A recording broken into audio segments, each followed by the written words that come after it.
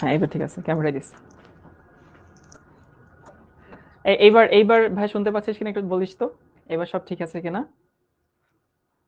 আচ্ছা ঠিক আছে, সব ঠিক আছে। তারপর বল তোরা কেমন আছিস? মানে তোরা আমাকে ছাড়া কেমন আছিস, শাওন ভাইকে ছাড়া কেমন আছিস? মিসটিস তো মনে হয় করিস না তাই না? যে শাওন ভাই বলে যে একটা মানুষ ছিল, সে যে আমাদের ক্লাসে ইদানিং কম আসে। হ্যাঁ আমি আলহামদুলিল্লাহ ভালো আছি। আচ্ছা কিছু কথা বলি শুরুতেই। আমাদের 11 তো প্রায় শেষ। এখন আমাদের জুনিয়ররা চলে আসছে 25 ব্যাচের। তো আমরা এখন 12 উঠে গেছি। মানে 12-এ মনে হচ্ছে আমরা একটু বড় হয়ে গেছি। বড় হয়ে গেছি মানে আমাদের রেসপন্সিবিলিটিও কিন্তু বেড়ে গেছে। মানে আমরা এখন সামনে আমাদের এইচএসসি পরীক্ষা, তারপরে আমাদের অ্যাডমিশন টেস্ট। তো ওইগুলো নিয়ে আমাদের কিন্তু এখন ভাবতে হবে। অনেকে টেনশনে আছিস, আসলে অনেকে টেনশনে আছিস যে ভাইয়া ফার্স্ট ইয়ারে তো অনেক গ্যাপ রেখে আসছি, তো সেই গ্যাপগুলো ফিল আপ কিভাবে করব। অনেকে এই টেনশনে পড়তে পারছিস না যে ফার্স্ট ইয়ারের গ্যাপ তো ফিল আপ করতে পারি নাই। এখন এখানে কিছু মজার কথা বলি। ফার্স্ট ইয়ারে যদি কোথাও গ্যাপ থাকে, সেকেন্ড ইয়ারের কোনো টপিক বুঝতে সেটাতে হেল্প, মানে এমন না যে ফার্স্ট ইয়ারে না পারলে সেকেন্ড ইয়ার কোনো কিছু বুঝবি না, এরকম কোথাও কোনো কিছু নাই। তো তুই যে কোনো চ্যাপ্টার যদি শুরু থেকে শুরু করিস, সেই চ্যাপ্টারের জন্য অন্য কোনো চ্যাপ্টারের বেসিক লাগবে না।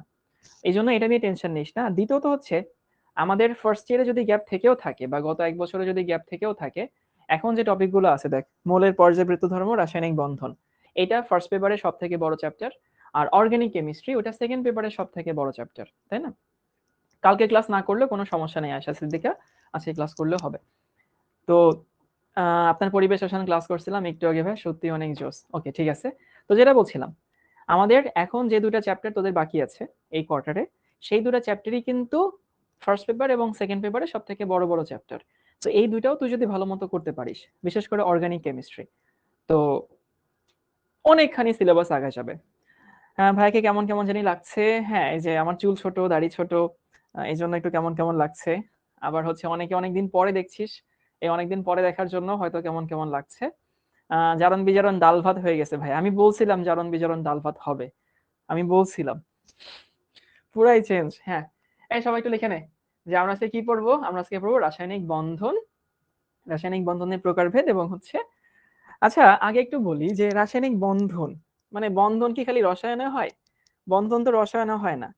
দুইটা রাস্তার বন্ধন হইতে পারে, হৃদয়ের বন্ধন হইতে পারে, অণুর বন্ধন হইতে পারে, পরমাণুর বন্ধন হইতে পারে। এখন এই যে হৃদয়ের বন্ধন, অণুর বন্ধন, পরমাণুর বন্ধন, আমার কোয়েশ্চেন হচ্ছে যে বন্ধন কেন তৈরি হয়? এনিওয়ান বলতে হবে বন্ধন কেন তৈরি হয়?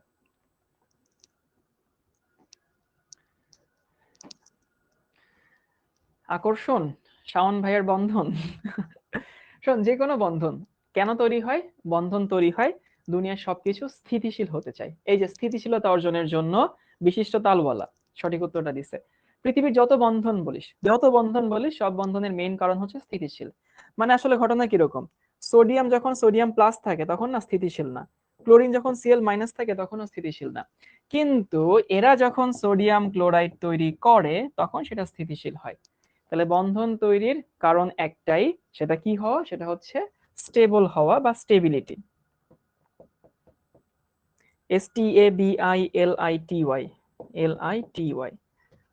সেটা তুই হৃদয়ের বন্ধন বলিস, পরমাণুর বন্ধন বলিস, অণুর বন্ধন বলিস, যাই বলিস না কেন সবাই আসলে স্থিতিশীল হতে চায়, স্টেবল হতে চায়। সোডিয়াম প্লাস কি স্টেবল না? না, সোডিয়াম প্লাস স্টেবল না। সোডিয়াম প্লাস স্টেবল কিন্তু সোডিয়াম ক্লোরাইড থেকে স্টেবল না, তাই না? কখনোই না। তাহলে আপাতত এটুকু বোধহয় সবাই জানিস, এটুকু নিয়ে নতুন করে বলার কিছু নাই। পৃথিবীতে যত ঘটনা ঘটে প্রত্যেকটা ঘটনা ঘটার কারণ একটাই, যে সবাই স্থিতিশীল হতে চায়। তাহলে এখানেও যে কোনো বন্ধন কেন তৈরি হয়? বন্ধন তৈরি হয় স্থিতিশীলতার জন্য। ভাই আপনি কি তাহলে অস্থিতিশীল? হ্যাঁ বলতে পারিস, আমি আমি অস্থিতিশীল। This is the only reason. না, রিজন তো আশেপাশে অনেক থাকে, বাট সাইন্টিফিক যে কোনো কিছু তোকে যদি কেউ জিজ্ঞেস করে যে যেমন পাখি কেন গান গায়, প্লেন কেন আকাশে ওড়ে, মাঝি কেন নৌকা বায়, তুই কেন পড়াশোনা করিস, আমি কেন তোকে পড়াচ্ছি, পৃথিবীতে যত ঘটনা ঘটে প্রত্যেকটা ঘটনা ঘটার সাইন্টিফিক রিজন হচ্ছে সবাই স্থিতিশীল হতে চায়, সবাই স্টেবল হতে চায়। এখন হ্যাঁ, শাওন ভাইও স্টেবল হতে চায়। এবার দেখি হচ্ছে রাসায়নিক বন্ধনের হচ্ছে ক্লাসিফিকেশন কিরকম।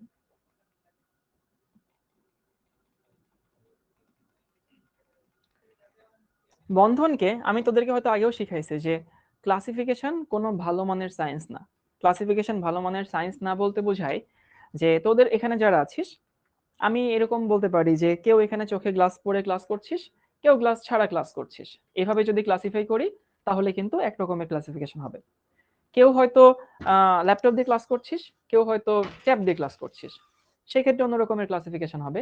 মানে ক্লাসিফিকেশন কেন ভালো মানের সায়েন্স না, তুই ক্লাসিফিকেশনের ভিত্তি পরিবর্তন করবি, বেস পরিবর্তন করবি, দেখবি নতুন নতুন ক্লাসিফিকেশন তৈরি হয়। তো আমরা একটা বন্ধনের প্রকারভেদ পড়বো। বন্ধন কত প্রকার? প্রকারভেদ।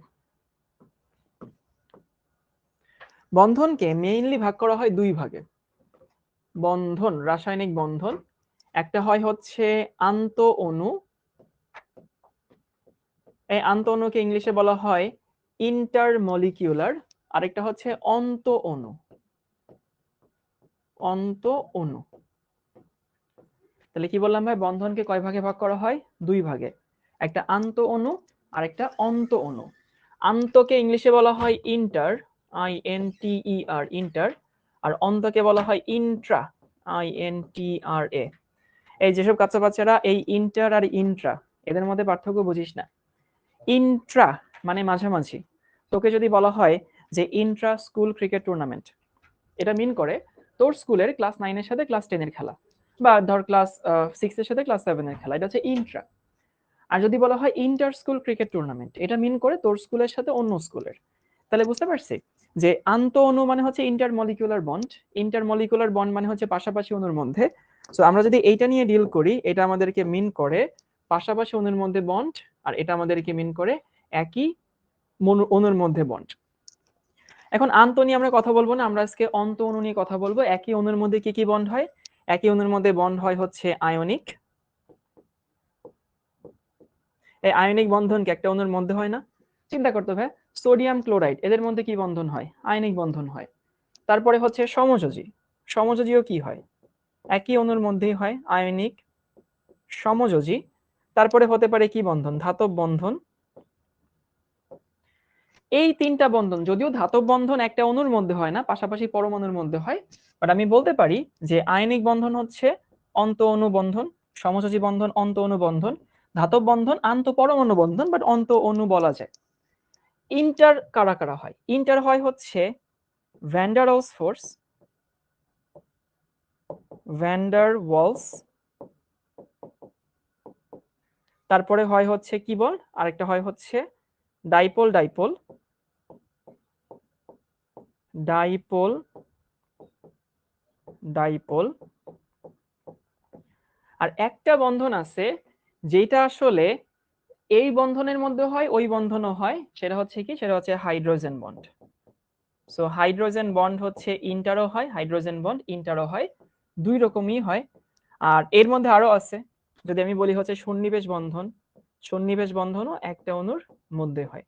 যদিও তুই যদি সন্নিবেশ বন্ধন এবং সমযোজী বন্ধনকে আলাদা করতে চাস, সন্নিবেশ বন্ধন সমযোজী বন্ধন আসলে একই বন্ধন, এটা আমরা পড়বো, সমস্যা নেই, তোদেরকে আরিফ ভাই পড়াবে। তাহলে একটু পুরোটা রিভিউ করে দিচ্ছি। বন্ধন মেইনলি কয় রকম? দুই রকম, একটা হচ্ছে আন্ত অণু, একটা হচ্ছে অন্ত অণু। আন্ত অণু মানে হচ্ছে পাশাপাশি। তো যদি লিখে দেই, যদি পাশাপাশি বন্ধন হয় সেটাকে আমরা বলি হচ্ছে পাশাপাশি অণুর মধ্যে। আর যদি একই অণুর মধ্যে যদি হয় তাহলে সেটাকে আমরা অন্ত বলি। একই অণুর মধ্যে কি হয়? সন্নিবেশ, আয়নিক, সমযোজী, ধাতব, হাইড্রোজেন বন্ড। পাশাপাশি অণুর মধ্যে কি হয়? Van der Waals, dipole dipole, hydrogen bond. এখন জিজ্ঞেস করিস না ভাই ডাইপোল ডাইপোল কি জিনিস, ভ্যান ডার ওয়ালস কি জিনিস, হাইড্রোজেন কি জিনিস।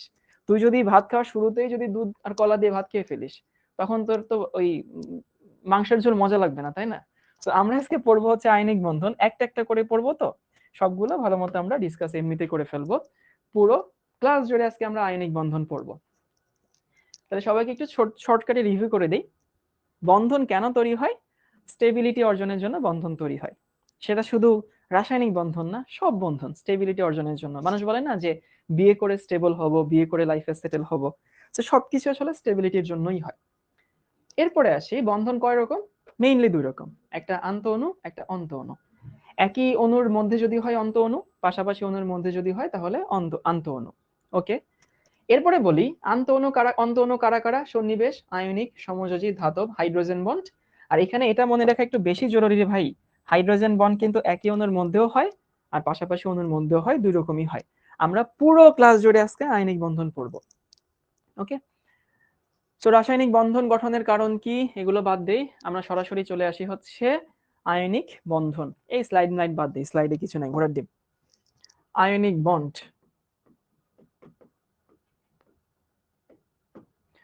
আমার মনে হয় তোরা তোদের জীবনে সবার আগে আয়নিক বন্ধনই পড়াশোনা করছিস। আয়নিক বন্ধন কি? আয়নিক বন্ধন হচ্ছে যে একজন ইলেকট্রন দান করবে, আরেকজন ইলেকট্রন গ্রহণ করবে, এবং খুব সুন্দর উদাহরণ, সোডিয়াম একটা দান করে, কারণ সোডিয়ামের শেষে একটি ইলেকট্রন আছে, তো সোডিয়াম একটি দান করে পজিটিভ আয়নে পরিণত হয়। ক্লোরিনের শেষ কক্ষপথে 7টি ইলেকট্রন আছে, ক্লোরিন একটি ইলেকট্রন গ্রহণ করে ক্লোরাইড মাইনাসে পরিণত হয়, তারপরে ওই যে প্লাস মাইনাস একসাথে যুক্ত হয়ে আয়নিক বন্ধন তৈরি করে, তাই না? এখন ভাই ওইগুলো এখন পড়ানোর সময় না। তো আয়নিক বন্ধন মানে কি? আয়নিক বন্ধন হচ্ছে, সোজা কথা বলি, ধাতু প্লাস হচ্ছে অধাতু, এরা মিলে যে বন্ধন তৈরি হয় সেই বন্ধনকে কি বলা হয়? সেই বন্ধনকে আয়নিক বন্ধন তৈরি হয় বলে। এখন এইটা তো আসলে কি বলে, মানে এটা তো আসলে খুব বাচ্চা কালের কথা, ধাতু অধাতু মিলে আয়নিক বন্ধন তৈরি হয়, মেটাল নন মেটাল মিলে। আমরা একটু বড় কালের পড়াশোনা করি। আয়নিক বন্ধনের শর্ত, মানে কোন কোন শর্তে আয়নিক বন্ধন তৈরি হয়, ভাই এগুলো কিন্তু পরীক্ষায় অনেক আসে। আয়নিক বন্ধনের শর্ত কি হবে দেখতো, যদি ধাতুটা সহজে ইলেকট্রন দান করে তাহলে আয়নিক বন্ধন তৈরি হওয়া ইজি হবে। খেয়াল করিস, ধাতু যদি ইজিলি ইলেকট্রন দান করে তাহলে আয়নিক বন্ধন তৈরি হওয়া ইজি হয়। এখন ধাতু ইজিলি ইলেকট্রন দান করে, এটা তো ভাই আমজনতার কথা। তুই তো আর আমজনতা না, তুই তো একজন বিজ্ঞান বিভাগের ছাত্র বা শিক্ষার্থী, তোকে একটু বৈজ্ঞানিক ভাবে বলতে হবে, মানে সহজ কথাটারে কঠিন বলতে হবে। ধাতু সহজে ইলেকট্রন দান করে, এটার বৈজ্ঞানিক কথা হচ্ছে ধাতুর আয়নীকরণ বিভবের মান কি হইতে হবে? কম হইতে হবে। সো প্রথম শর্ত, ধাতুর আয়নীকরণ বিভব বা আয়োনাইজেশন পটেনশিয়াল, আয়নীকরণ বিভব কম। আয়নীকরণ বিভব আরিফ ভাই পড়াইছে, কিন্তু আমি জানি তুই খেয়ে ফেলছিস। যারা খেয়ে ফেলছিস তাদের জন্য বলছি যে কোন একটা ধাতু ইলেকট্রন দান করবে, ইলেকট্রন দান করতে গেলে তার শক্তি লাগে, মানে তাকে শক্তি বাইরে থেকে দিতে হয়। ফরসে সোডিয়াম যদি ইলেকট্রন দান করে, সোডিয়াম মাইনাস ইলেকট্রন সমান সোডিয়াম প্লাস তৈরি করবে। এখন সোডিয়াম এমনি এমনি ইলেকট্রন দান করে না, সোডিয়ামকে ঘুষ দিতে হয়, সোডিয়ামকে এনার্জি দিতে হয়। ওই যে পরিমাণ এনার্জি দিতে হয় 1 মোলের জন্য তাকে আয়নীকরণ বিভব বলে।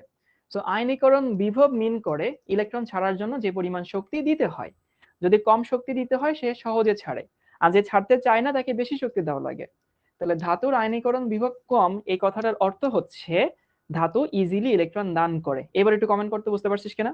আবারও বলি, ধাতুর আয়নীকরণ শক্তির মান কম, এর মানে কম শক্তি দিলেই সে ইলেকট্রন দান করে, এবং এটাই তো আয়নিক বন্ধন তৈরি হওয়ার শর্ত। ওকে, 2 নম্বর হচ্ছে অধাতুর উচ্চ, ইংলিশে লিখি ইলেকট্রন অ্যাফিনিটি, অধাতুর উচ্চ ইলেকট্রন অ্যাফিনিটি। ধাতু যদি সহজে দান করে, অধাতুকে সহজে নিতে হবে, তাই না? মানে যখনই খাপে খাপে মিলবে তখনই তো বন্ধন তৈরি হবে। এখন এই অধাতুর উচ্চ ইলেকট্রন অ্যাফিনিটি, এই কথার অর্থ কি জানিস? এই কথার অর্থ হচ্ছে নামের মধ্যেই কিন্তু লুকায় আছে ইলেকট্রন অ্যাফিনিটি, মানে ইলেকট্রনের প্রতি অ্যাফিনিটি। আবারও বলছি, ইলেকট্রন অ্যাফিনিটি মানে ইলেকট্রনের প্রতি অ্যাফিনিটি, ইলেকট্রনের প্রতি অ্যাফিনিটি। অর্থাৎ ইলেকট্রনের প্রতি আসক্তি, অধাতুর তো আসক্তি থাকাই উচিত, তাই না? কারণ ধাতুকে দান করতে হবে, অধাতুকে গ্রহণ করতে হবে। তাহলে ধাতু দান করবে, এটার সায়েন্টিফিক কথা হচ্ছে আয়নীকরণ বিভব কম হইতে হবে। অধাতু গ্রহণ করতে হবে, এটার সায়েন্টিফিক মিনিং হচ্ছে ইলেকট্রন অ্যাফিনিটি উচ্চ হইতে হবে। আর 3 নম্বর শর্ত হচ্ছে গঠিত যৌগের উচ্চ ল্যাটিস শক্তি, উচ্চ LATTICE ল্যাটিস এনার্জি। আমি জানি ল্যাটিস এনার্জি কি, তোরা জানিস না। আমি আসলেই জানি তোরা জানিস না ল্যাটিস এনার্জি কি। তো আমি ল্যাটিস এনার্জি নিয়ে কিছু কথাবার্তা বলবো। আগে এই শর্তগুলোকে আমি একটু বাংলায় বলি।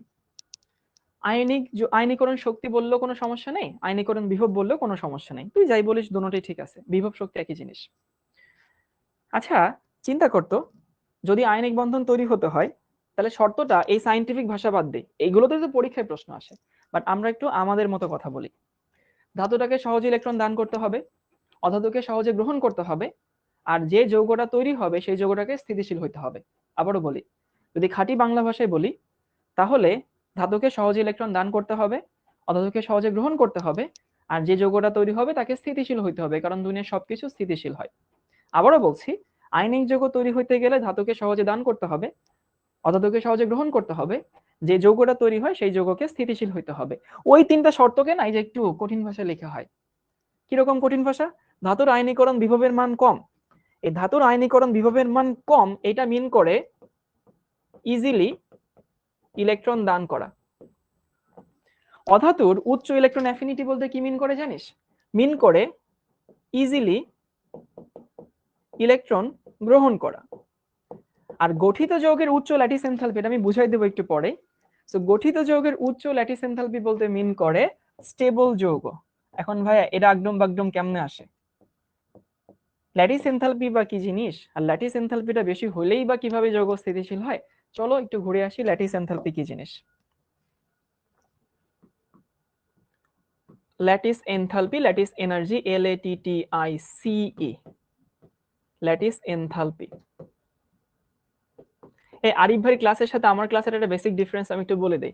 আরিফ ভাই বোধহয় স্লাইড ওরিয়েন্টেড পড়ায়, বেশি পড়ায়, আর আমি দেখি প্রায় এরকম হচ্ছে সাদা সাদা নতুন নতুন স্লাইড অ্যাড করে আমি হচ্ছে আমার মতো করে লিখি আর কি, এবং আমার লিখতে খুব ভালো লাগে। এটা হচ্ছে মেইন ডিফারেন্স, যে আরিফ ভাই লিখে কম, স্লাইড ওরিয়েন্টেড পড়াশোনা বেশি করান, খুবই হচ্ছে স্পেসিফিক। আর আমি হচ্ছে লিখি বেশি, স্লাইড অনেক সময় যে সব স্লাইড কিন্তু আছে, আমি পরে দেখাবো না যে স্লাইডে কি কি আছে। ওকে, এখন দেখি ল্যাটিস এনথালপি কি জিনিস।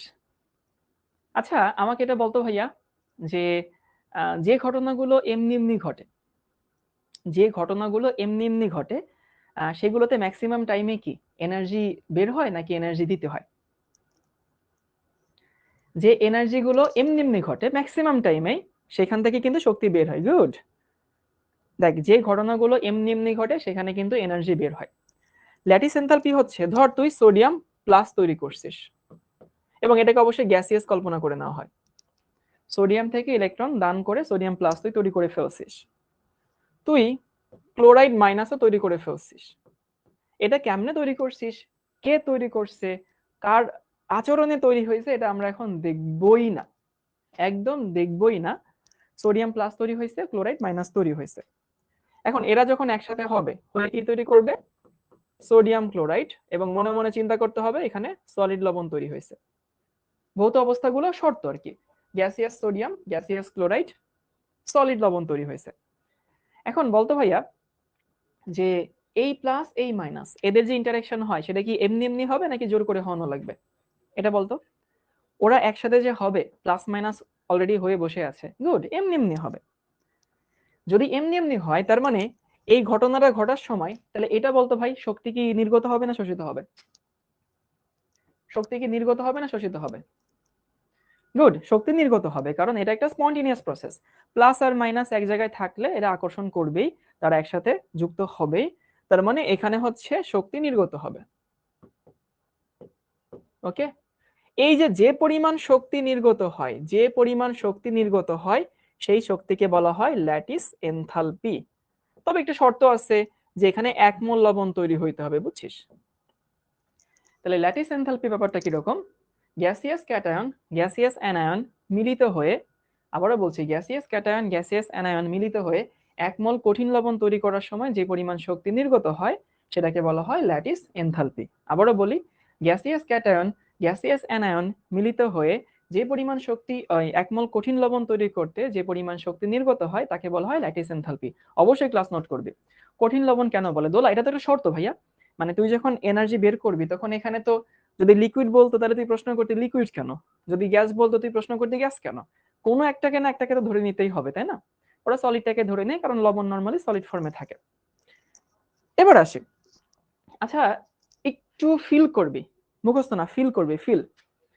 সেটা হচ্ছে, এইখানে যদি বেশি শক্তি বের হয়ে যায় তাহলে এই লবণের মধ্যে শক্তি কি কম থাকে না? বুঝিস কিনা? যে যদি এইখানে শক্তি বেশি বের হয়ে যায় তাহলে এই লবণের মধ্যে শক্তি কি থাকে? কম থাকে। এই লবণের মধ্যে শক্তি কম মানে কি? আমরা কি জানি শক্তি কম হলে স্টেবিলিটি বেশি হয়? শক্তি যদি কম হয় তাহলে স্টেবিলিটি কি হয়? বেশি হয়। যদি এইখানে বেশি বের হয়ে যায়, মানে ধর আমাকে হচ্ছে কেউ একজন 20 টাকা দিল, এখন আমাকে কাছ থেকে আবার 10 টাকা একজন নিয়ে গেল। তো আমার কাছ থেকে যত বেশি নিয়ে যাবে আমার কাছে তত কম থাকবে। তাহলে যদি নির্গত শক্তিটা বেশি হয় এই লবণের মধ্যে শক্তি কি থাকবে? কম থাকবে। অর্থাৎ ল্যাটিস এনথালপি যত বেশি হবে এই লবণটা তত বেশি স্টেবল হবে, কারণ ওর মধ্যে শক্তি কম। শক্তি কম থাকলে স্টেবিলিটি বেশি হয়। ধর আমার গায়ে কোনো শক্তি নেই, আমি রোগা শোকা কোনো রকমের বেঁচে আছে, আমি কি রাস্তায় গিয়ে মারামারি করব? আমার কি মারামারি করার প্রবণতা থাকবে? থাকবে না তো। তো শক্তি আর স্টেবিলিটি কিন্তু উল্টা রাশি। তাহলে আমরা বলতে পারি ল্যাটিস এনথালপি, ল্যাটিস এনথালপি যদি বেশি হয় তাহলে হচ্ছে যৌগের স্টেবিলিটি কি হবে? বেশি হবে। যৌগের স্টেবিলিটি বেশি হবে। আশা করি এটুকু সবাই বুঝতে পারছিস। আমি রিভিউ করে দিই। গঠিত যৌগের উচ্চ ল্যাটিস এনথালপি। ল্যাটিস এনথালপি কি জিনিস? গ্যাসিয়াস ক্যাটায়ন ও গ্যাসিয়াস অ্যানায়ন মিলিত হয়। গ্যাসিয়াস ক্যাটায়ন ও গ্যাসিয়াস অ্যানায়ন মিলিত হয়ে এক মোল কঠিন লবণ তৈরি করার জন্য, এক মোল কঠিন লবণ তৈরি করার জন্য যে পরিমাণ শক্তি নির্গত হয়। আচ্ছা, একজন বলছে 1 মোল কেন? 2 মোল নিলে তো তুই সেম প্রশ্ন করতে, 2 মোল কেন? একটা পরিমাণ তো নিতে হয়, তাই না? যেমন বলিস যে আলুর কেজি, আলু কত করে? আলু 40 টাকা করে। আলু 40 টাকা করে মানে কি? আলুর 1 কেজির দাম 40 টাকা। এখন তো প্রশ্ন করতে পারিস না 1 কেজি কেন? 2 কেজির দাম ধরে হিসাব করলেও করা যেত, বাট সায়েন্টিস্ট ওভাবে করছে। তাহলে কাহিনী হচ্ছে যে গ্যাসিয়াস ক্যাটায়ন ও গ্যাসিয়াস অ্যানায়ন মিলিত হয়ে এক মোল কঠিন লবণ তৈরি করতে যে পরিমাণ শক্তি নির্গত হয়, যে পরিমাণ শক্তি নির্গত হয় তাকে ল্যাটিস এনথালপি বলা হয়। ল্যাটিস এনথালপি বেশি হলে কি শক্তি বের হয়ে যাচ্ছে বেশি, আমার লবণের মধ্যে শক্তি কম, শক্তি কম মানে স্টেবিলিটি বেশি। এবার চলো পেছনের স্লাইডে রিভিউ করে দেই। বা একটু এসি টেম্পারেচারটা কমান তো, গরম লাগছে অনেক।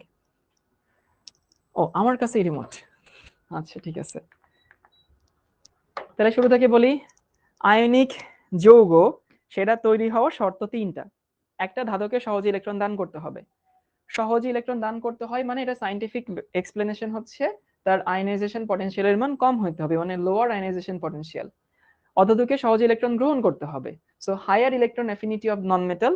এন্ড যে যৌগটা তৈরি হবে তার ল্যাটিস এনথালপি বেশি হতে হবে। ল্যাটিস এনথালপি বেশি হওয়া মানে সেই যৌগটা অনেক বেশি স্থিতিশীল হওয়া। একটু কমেন্ট করতে শোনারা, এটুকু বুঝতে পারছি কিনা। এই 3টা শর্ত কিন্তু পরীক্ষায় আসে। আমি যে বাংলা কথাই বললাম সেগুলো তো পরীক্ষায় আসে না। ওকে ঠিক আছে, এবার আমরা আসি হচ্ছে আয়নিক যৌগের বৈশিষ্ট্য।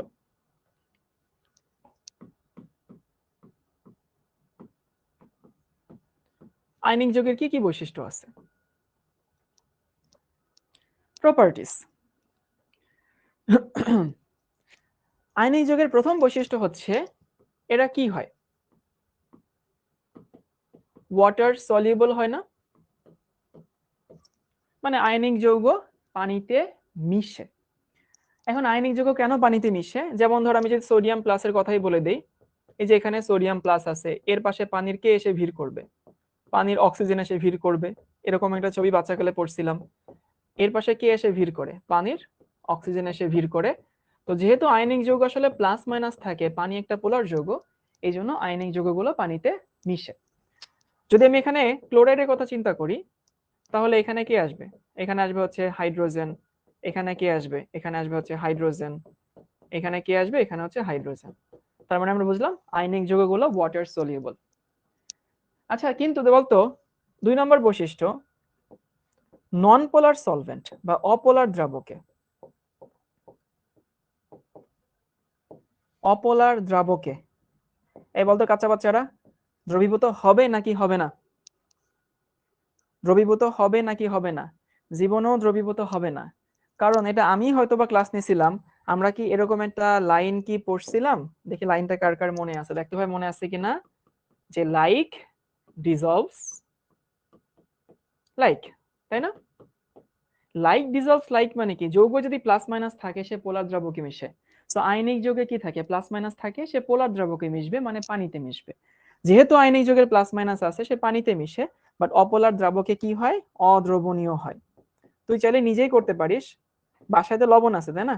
খাবার লবণ আছে, বাসায় কেরোসিনও আছে। ওই খাবার লবণ আর কেরোসিন একসাথে মিশে দেয়, দেখবি খাবার লবণ আর কেরোসিনকে একসাথে মেশালে এরা আসলে কোনোদিন মিশে না। তাহলে আয়নিক যৌগগুলো পানিতে মিশে কিন্তু অপলার দ্রাবকে অদ্রবণীয়। অপলার দ্রাবক মানে হচ্ছে যেমন ধর ইথারে মিশে দেখতে পারিস, ইথারে মিশবে না। CCl4 এ মিশে দেখতে পারিস, মিশবে না। তুই অ্যালকেনে মেশায় দেখতে পারিস। অ্যালকেন মানে হচ্ছে অকটেন, কেরোসিন, পেট্রোল, এগুলোতে মেশায় দেখবি এরা কখনোই মেশাবে না, দানা দানাই থাকে। হ্যাঁ, রতনে রতন চিনে, হ্যাঁ মুনিয়া জান্নাত এই কথাটাই বলছিলাম, তুই যেরকম তোর দোস্তরাও সেরকম। এরপরে আসি আয়নিক যৌগের আরেকটা বৈশিষ্ট্য, এদের গলনাঙ্ক অনেক বেশি। গলনাঙ্ক বেশি বা মেল্টিং পয়েন্ট অনেক বেশি। এখানে তোরা আবেগে কিছু ভুল কনসেপ্ট মাথায় নিয়ে আসিস, এই ভুল কনসেপ্ট আমি একটু দূর করে দিচ্ছি। সবাই একটু মনোযোগ দিয়ে শুনলে, কথাটা কিছুটা আধ্যাত্মিক কথা, কিছুটা হচ্ছে স্পিরিচুয়াল কথা। আমরা দুইটা যৌগের মধ্যে কম্পেয়ার করি, একটা যৌগ হচ্ছে সোডিয়াম ক্লোরাইড, আর একটা যৌগ হচ্ছে পানি। ওকে, এবং আমরা জানি সোডিয়াম ক্লোরাইড একটা আয়নিক যৌগ, পানি একটা সমযোজী যৌগ। এবং যদি আমরা এইটার মেল্টিং টেম্পারেচার বলি, তাহলে মনে আছে যে 801 ডিগ্রি সেলসিয়াস, 801 ডিগ্রি সেলসিয়াস আমরা সবাই জানি। আর এইটার মেল্টিং পয়েন্ট হচ্ছে 0 ডিগ্রি সেলসিয়াস, তাই না? কোথায় 801 আর কোথায় 0? আকাশ পাতাল তফাৎ আছে 801 এবং 0 ডিগ্রি সেলসিয়াস। এখন অনেকে না আবেগের বশে চিন্তা করে যে আয়নিক যৌগের গলনাঙ্ক বেশি, মানে আয়নিক যৌগের গলনাঙ্ক বেশি আর এর গলনাঙ্ক হচ্ছে কি হয়ে যায়, গলনাঙ্কটা কম। কোন যৌগের? সমযোজী যৌগের। অনেকে এই গলনাঙ্ক কম বেশি দেখে একটা ডিসিশন নিয়ে ফেলে যে আয়নিক যৌগটা তাহলে বেশি শক্তিশালী, সমযোজী যৌগ দুর্বল, সমযোজী বন্ধন দুর্বল। আয়নিক বন্ধন শক্তিশালী, এই কথাটা ঠিক আছে, এই কথাটাতে ভুল কিছু নাই।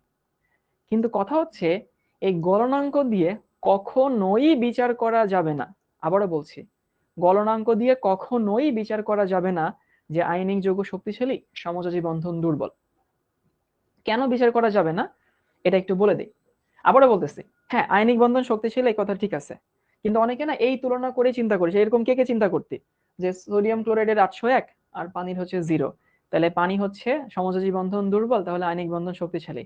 যারা এরকম চিন্তা করতে তারা 3 বার নাউজুবিল্লাহ পড়। হ্যাঁ আয়নিক বন্ধন শক্তিশালী এটা ঠিক আছে, বাট এই গলনাঙ্ক দেখে বলা যায় না। কেন বলা যায় না একটু উদাহরণ দিই। একটা হচ্ছে পানির ক্ষেত্রে আমরা চিন্তা করি, গলনাঙ্ক মানে কি? গলনাঙ্ক মানে কঠিন থেকে তরলে বানানো, তাই না? কঠিন থেকে তরল। তো আমরা একটু দেখি যে বরফের গঠনটা কি রকম। বরফ বরফ হচ্ছে একটা হেক্সাগোনাল স্ট্রাকচার তৈরি করে। আকার শর্টকাট ওয়ে বলতেছি, দেখ এরকম একটা অক্সিজেন হাইড্রোজেন দিবি, এখানে একটা অক্সিজেন, এখানে একটা হাইড্রোজেন, এখানে আবার অক্সিজেন, এখানে হাইড্রোজেন, মানে ষড়ভুজ বেঞ্জিনের মতো। এখানে অক্সিজেন, এখানে হাইড্রোজেন, এখানে অক্সিজেন, এখানে হাইড্রোজেন, এখানে আবার অক্সিজেন। এই বরফের গঠন কিন্তু বুয়েটে অনেকবার আসছে। এবং একটা দিবি হচ্ছে নরমাল বন্ধন, আরেকটা দিবি ডটেড বন্ধন। নরমাল বন্ধন, ডটেড বন্ধন, ডটেড বন্ধন, normal, dot, normal, dot, normal, আবার হচ্ছে ডট। এখন পানিতে কি লাগে? আরেকটা হাইড্রোজেন লাগে। তার মানে এই পানির যে ভি শেপ, এই ভি শেপটা ঠিক করে আরেকটা হাইড্রোজেন দেয়। ভাই এই গঠন কিন্তু অনেকবার আসছে রিটেন পরীক্ষায়, সিকিউতে আসে, এমসিকিউতে আসে। এই হচ্ছে বরফের গঠন। বরফ একটা হেক্সাগোনাল স্ট্রাকচার তৈরি করে। এবং তোরা দেখবি বইতে আরিফ ভাই হয়তো কিছুদিন পরেই পড়াবে যে বরফ গঠন কি। এবং বরফ কেন পানিতে ভাসে? যে বরফের মাঝখানে ভয়েড থাকে, মানে ফাঁকা জায়গা থাকে, এই জন্য বরফের ঘনত্ব কিছুটা কমে যায়, আর তার জন্য হচ্ছে বরফ পানিতে ভাসে। দেখি পানির ক্ষেত্রে কি হয়। পানির ক্ষেত্রে ওই বন্ধনগুলো ভেঙে লিনিয়ার বন্ধন তৈরি হয়ে যায়। এই যে এই হচ্ছে পানির স্ট্রাকচার। সবাই একটু কথাগুলো মন দিয়ে শোন, কানটা খোলা রাখ, মনটা ওপেন রাখ। সেটা হচ্ছে বরফের ক্ষেত্রে দেখ, বরফও কি থাকে? H2O। এই H2O কিন্তু বরফে ইনট্যাক্ট আছে। এখানেও কি আছে ভাই? H2O আছে। মানে বরফকে তুই যদি গলাচ্ছিস, সেখানে সমযোজী বন্ধনকে ভাঙাই লাগে না। সমযোজী বন্ধন যেরকম সেরকমই আছে। কি নিয়ে ডিল করতে হয়? হাইড্রোজেন বন্ড নিয়ে ডিল করতে হয়। কোন জায়গায় হাইড্রোজেন বন্ড নিয়ে ডিল করতে হয়, ভয়েড মানে ফাঁকা জায়গা। কোন জায়গায় হাইড্রোজেন বন্ড নিয়ে ডিল করতে হয়, কোন জায়গায় ভ্যান ডের ওয়ালস বন্ড নিয়ে ডিল করতে হয়। মানে আমার বোঝানোর উদ্দেশ্য হচ্ছে সমযোজী যৌগকে, একটা সমযোজী যৌগকে কঠিন থেকে তরল বানাতে গেলে বা তরল থেকে বাষ্প বানাতে গেলে সমযোজী বন্ধন ভাঙতেই হয় না। সমযোজী বন্ধন যা সেরকমই থাকে। এখানেও H2O, এখানেও H2O। তুই দেখ ভাইয়া, এই যে এই হচ্ছে একটা পানির স্ট্রাকচার, সেটা তো কোনো পরিবর্তন হয়নি। এই হচ্ছে সেই পানির স্ট্রাকচার, এখানেও তো কোনো পরিবর্তন হয়নি, তাই না? তাহলে আমরা যে ঝটপট বলে দেই পানির স্ট্রাকচার এটা না, একটা পানি হচ্ছে যে এইটা একটা পানি, এই হচ্ছে একটা পানির অণু, আর এই হচ্ছে একটা পানির অণু। তাহলে আমাকে বলতো ভাই, গলনাঙ্ক কম দেখে সমযোজী বন্ধন দুর্বল, এইটা কি আমাদের বলা উচিত কিনা, এটা কি বলা জায়েজ কিনা? কারণ সমযোজী বন্ধনকে গলাইতে গেলে তো সমযোজী, মানে সমযোজী যৌগকে গলাইতে গেলে তো সমযোজী বন্ধনই তো ভাঙতে হয় না। তাহলে যেখানে সমযোজী বন্ধনই ভাঙা লাগছে না, সেখানে গলনাঙ্ক কম দেখে আমরা ঝুট করে বলে দেই যে সমযোজী বন্ধন তাহলে দুর্বল বন্ধন। ইভেন তুই যদি পানিকে বাষ্প করিস, যদি পানি বাষ্প হয় ভাই, তখনও কি থাকে, তখনও এরকম থাকে ও এইচ, জাস্ট হাইড্রোজেন বন্ধনগুলো ভাঙে, তখনও কিন্তু পানি পানিই থাকে, মানে পানির প্রতি ইউনিটের কিন্তু কোনো পরিবর্তন হয় না। আশা করি এটুকু বুঝতে পারছি। তাহলে যেটা বলছিলাম যে সমযোজী বন্ধনের ক্ষেত্রে একটা সমযোজী যৌগকে যদি আমাদেরকে তরল বানাতে হয় অথবা যদি আমাদেরকে বাষ্প বানাতে হয়, তাহলে সমযোজী বন্ধন ভাঙা লাগে না। আন্তঃআণবিক বিভিন্ন বন্ধন ভাঙা লাগে, কোনো ক্ষেত্রে হাইড্রোজেন, কোনো ক্ষেত্রে আন্তঃআণবিক বল অন্য বন্ধন ভাঙা লাগে, সমযোজী বন্ধন ভাঙা লাগে না। কিন্তু তুই যদি একটা আয়নিক যৌগকে, ফার্স্টে তোর কাছে সোডিয়াম ক্লোরাইড আছে, NaCl সলিড অবস্থায় আছে, তুই যখন এটাকে লিকুইড করবি তখন এই যে সোডিয়াম প্লাস হয়ে যাবে, অ্যাকোয়াস মানে লিকুইড করলে ক্লোরিন কি হয়ে যাবে, মাইনাস হয়ে যাবে। তাহলে আয়নিক বন্ধনকে যদি আমি সলিড থেকে লিকুইড বানাতে চাই, তাহলে কিন্তু আয়নিক বন্ধনটাই ভাঙা লাগে, আয়নিক বন্ধনটাই ভাঙা লাগে। এই জন্য আয়নিক বন্ধনের গলনাঙ্ক স্ফুটনাঙ্ক কি হয়, বেশি হয়, সমযোজী বন্ধনের গলনাঙ্ক স্ফুটনাঙ্ক কম হয়। তো আমি এই লাইনটা একটু লিখে দেই, সেটা হচ্ছে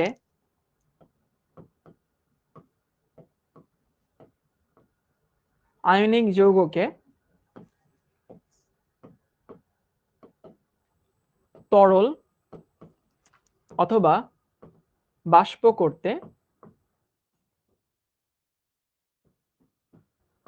করতে আয়নিক বন্ধন ভাঙতে হয়, আয়নিক বন্ধনই ভাঙতে হয়।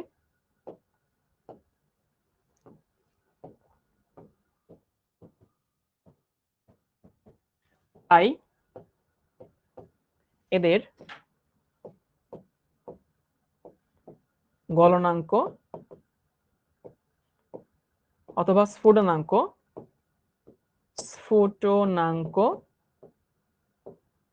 বেশি।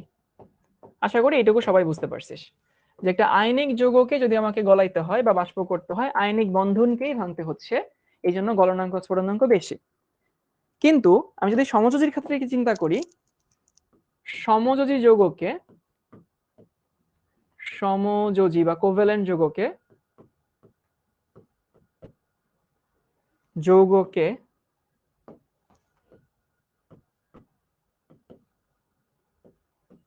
তরল অথবা বাষ্প করতে সমযোজী বন্ধন ভাঙতে হয় না, সমযোজী বন্ধন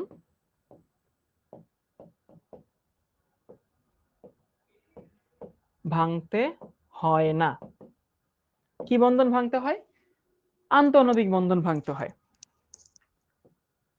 van der Waals force, van der Waals, বা কখনো কখনো হাইড্রোজেন বন্ড, যদি হাইড্রোজেন বন্ড সেখানে থাকে, যেমন পানিতে থাকে, হাইড্রোজেন বন্ড ভাঙতে হয়। আর ভ্যান ডার ওয়ালস ফোর্সও দুর্বল বন্ধন, হাইড্রোজেন বন্ধনও দুর্বল বন্ধন, তাই এদের গলনাঙ্ক বা স্ফুটনাঙ্ক বেশ কম হয়, গলনাঙ্ক বা স্ফুটনাঙ্ক কম। আশা করি সবাইকে আমি বুঝাতে পারছি। আমি পুরো ব্যাপারটাকে রিভিউ করে দিব, আগে তুলে নে সবাই।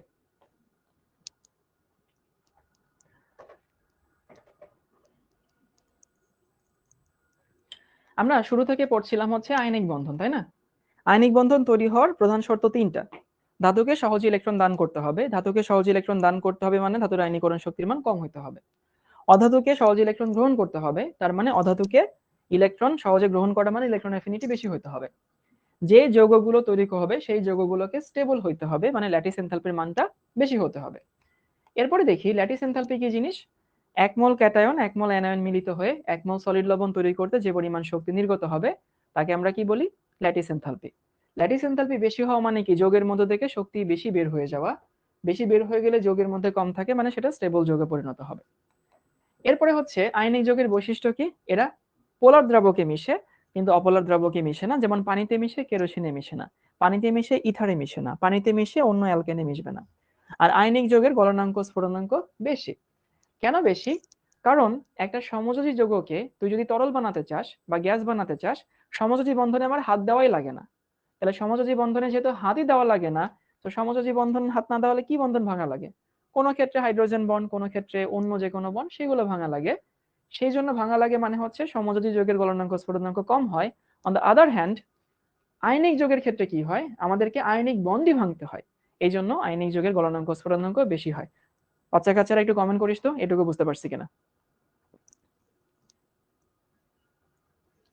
ওকে, ক্লিয়ার ক্লিয়ার ক্লিয়ার। আচ্ছা ঠিক আছে, নাইস। রাসায়নিক বন্ধন, রাসায়নিক বন্ধন, রাসায়নিক বন্ধন, আয়নিক সমযোজী সন্নিবেশ ধাতব। আমরা এখানে আসি আয়নিক বন্ধন, আয়নিক বন্ধন, আয়নিক বন্ধন, আয়নিক বন্ধনের বৈশিষ্ট্য। তারপরে হচ্ছে সবাই একটা লাইন লিখে নেই, সেটা হচ্ছে 100% আয়নিক বলে, 100% আয়নিক বলে কোনো যৌগ হয় না, কোনো যৌগ নেই, কোনো যৌগ নেই। ওকে, 100% আয়নিক বলে কোনো যৌগ নাই। এখন 100% আয়নিক বলে কোনো যৌগ নাই মানে হচ্ছে, দেখ আয়নিক যৌগের উদাহরণ বললে আমাদের সবার আগে মাথায় কি আসে? আমাদের সবার আগে মাথায় আসে হচ্ছে সোডিয়াম ক্লোরাইডের কথা, তাই না? কিন্তু মনে রাখবি সোডিয়াম ক্লোরাইডও মোটামুটি 75% আয়নিক, মানে 100% আয়নিক বলে কোনো যৌগ দুনিয়াতে হয় না। আমি জানি অনেকের কাছে খটকা মনে হচ্ছে। ইভেন জানিস যে যৌগটা কম সমযোজী, দুনিয়ার সবাই সমযোজী, যে যৌগটা কম সমযোজী সেগুলোকে আমরা আয়নিক বলি। মনে হচ্ছে যে মাই হোল লাইফ ওয়াজ এ লাই। একটা কথা বলি, তোরা কিরকম কোনো কথা শুনছিস কিনা, তোদের ভাল লাগবে কথাটা, যে অন্ধকার বলে কিছু নাই, আলো আছে অথবা আলো নাই। শুনছিস? অন্ধকার বলে কিছু নাই, আলো আছে অথবা আলো নাই।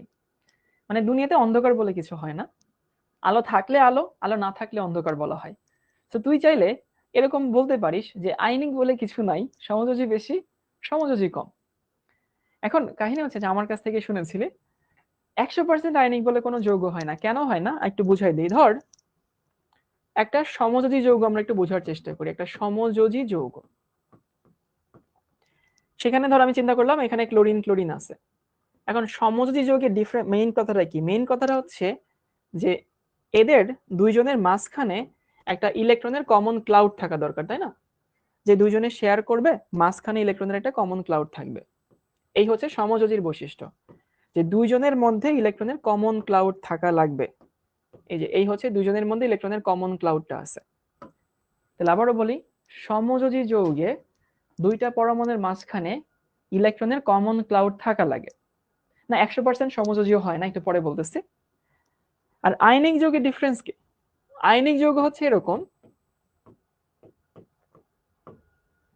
এখানে সোডিয়াম আর এখানে হচ্ছে ক্লোরাইড, এদের মাঝখানে কিন্তু কোনো ইলেকট্রনের কমন ক্লাউড নাই। দেখ মাঝখানে পুরোটা কি ফাঁকা।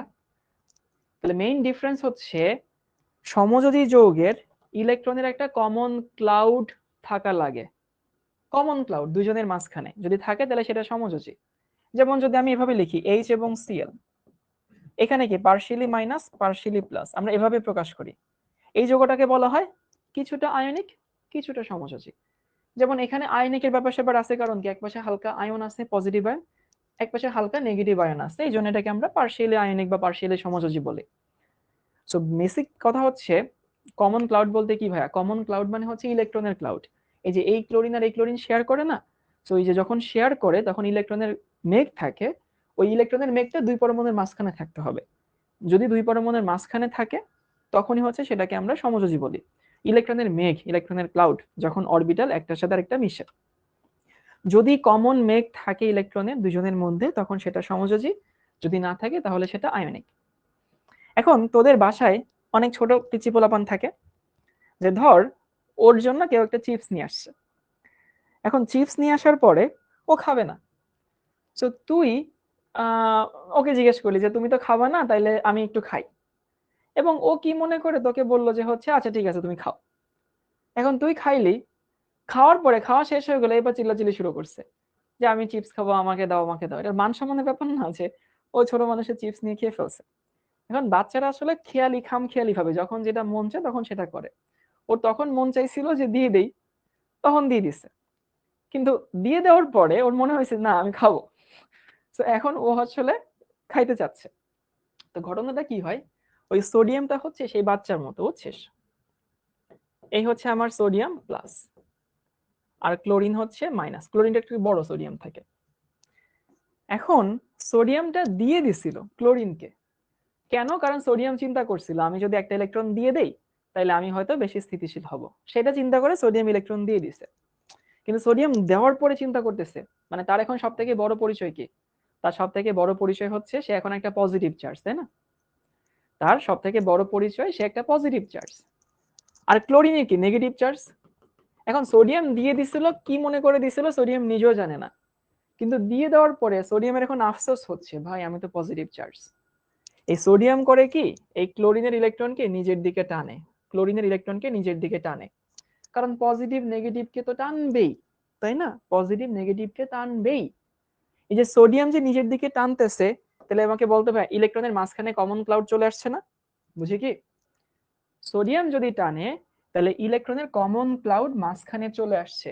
আর ইলেকট্রনের কমন ক্লাউড আসা মানে কি বৈশিষ্ট্য বাড়া? সেটা কি আয়নিক থাকা নাকি সমযোজী হওয়া? সেটা হচ্ছে একটু হলেও, একটু হলেও কি হয়ে যাবে? সমযোজী হয়ে যাবে, কারণ সমযোজী যৌগের মাঝখানে ইলেকট্রনের কমন ক্লাউড থাকে। তো ব্যাপারটা এরকম ঘটে যে ক্যাটায়ন দ্বারা, মানে পজিটিভ দ্বারা, ক্যাটায়ন দ্বারা অ্যানায়নের ইলেকট্রন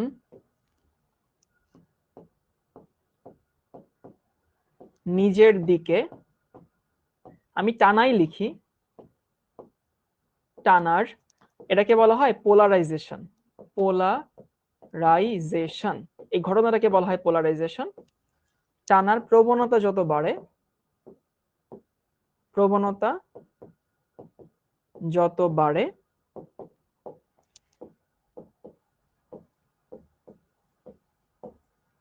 আয়নিক যৌগ তত কি হয়? তত সমযোজী হয়।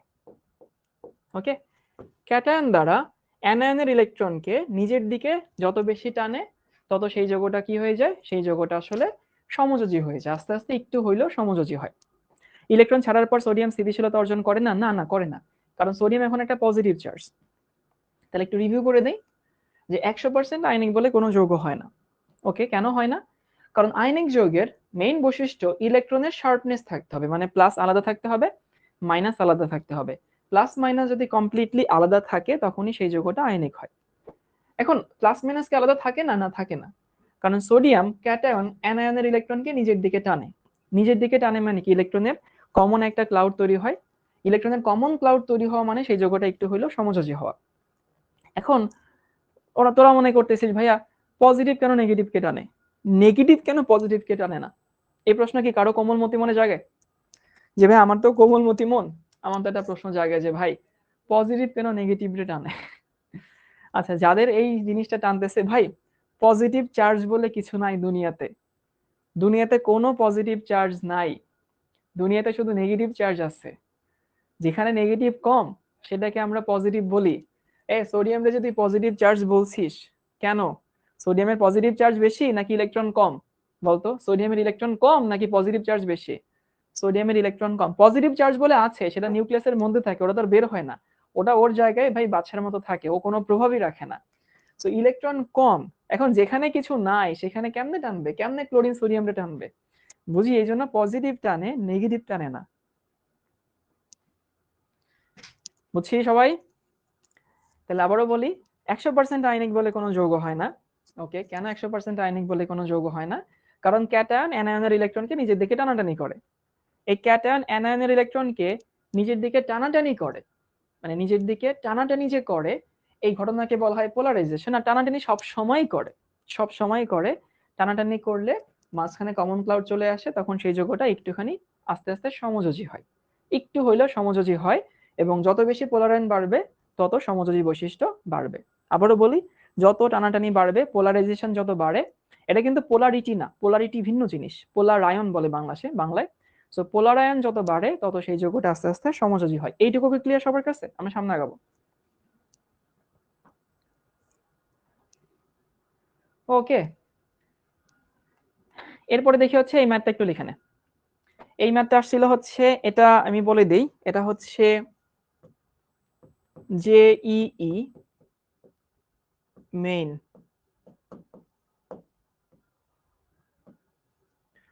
আচ্ছা, জেইই মেইন, জেইই মেইন কি বুঝি? এটা বাংলাদেশে সাস্টো একবার আসছিল। জেইই হচ্ছে জয়েন্ট এন্ট্রান্স এক্সাম। ইন্ডিয়াতে তো আইআইটি আছে, তো ওদের আইআইটিটা হচ্ছে বাংলাদেশের অনেকটা বিসিএস এক্সামের মতো বা কাইন্ড অফ মেডিকেল এক্সামের মতো। জেইই মানে জয়েন্ট এন্ট্রান্স এক্সাম, ওদের 16টা আইআইটি আছে। তো 16টা আইআইটির প্রথমে একটা পরীক্ষা হয়, বিসিএস এর প্রিলিমিনারি যেরকম হয় সেরকম, যে সবাই পরীক্ষা দেয়, মেইন যেটা সেখানে সবাই পরীক্ষা দেয়। ওইখানে যারা টিকে তারপরে তারা জেইই অ্যাডভান্সে পরীক্ষা দেয়। তো অ্যাডভান্সে যারা টিকে তারা হচ্ছে আইআইটিতে ভর্তি হওয়ার সুযোগ পায়। তো এটা জেইই মেইনে আসছিল। আর এটা আসছিল হচ্ছে বাংলাদেশের সাস্টে একবার আসছিল, যখন সাস্টে আলাদা করে পরীক্ষা হইতো। এখন তো আর সাস্টে আলাদা করে পরীক্ষা হয় না, এখন তো গুচ্ছের মধ্যে চলে গেছে। সবাই একটু প্রশ্নটা লিখে নেয়, লেখা হলে একটু বলিস।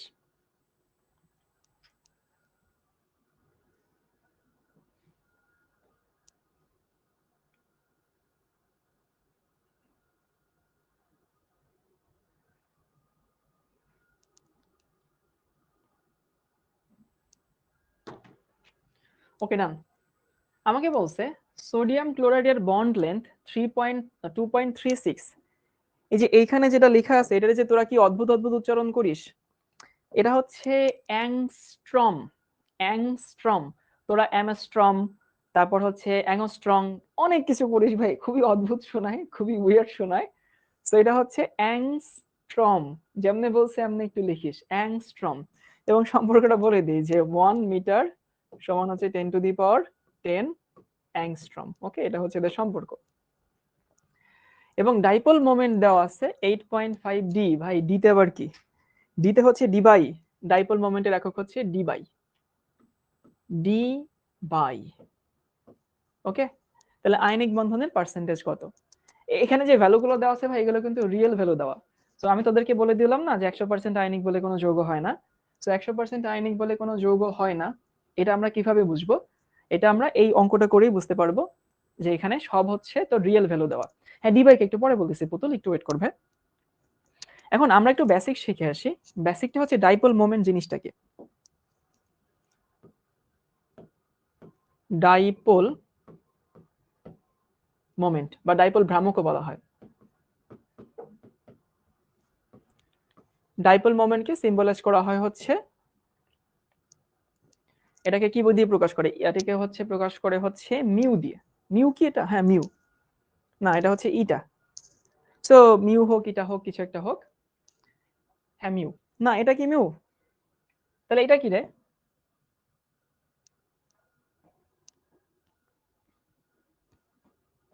এই কিছু একটা।